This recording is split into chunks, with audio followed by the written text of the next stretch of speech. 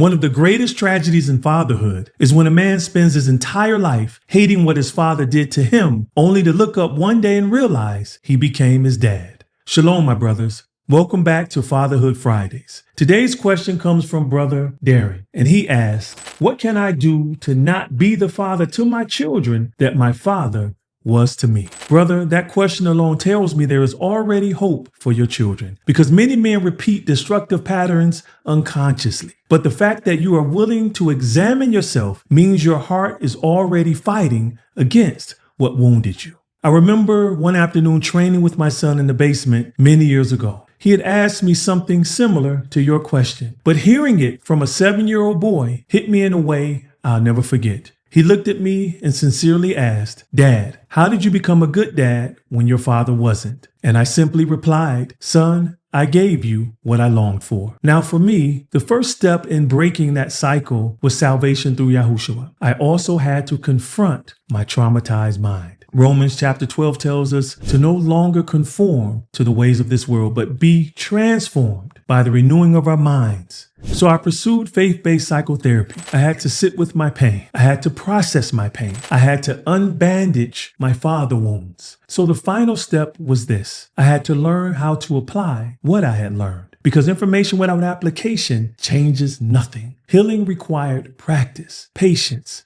repentance, consistency, and the spiritual and mental fortitude to never give up. So no, my brothers, you are not predestined to become your father, but you do have to wage war against what your father left inside of you. So brothers, let's start a new legacy. I call it intergenerational healing, because if trauma can be passed down, so can healing.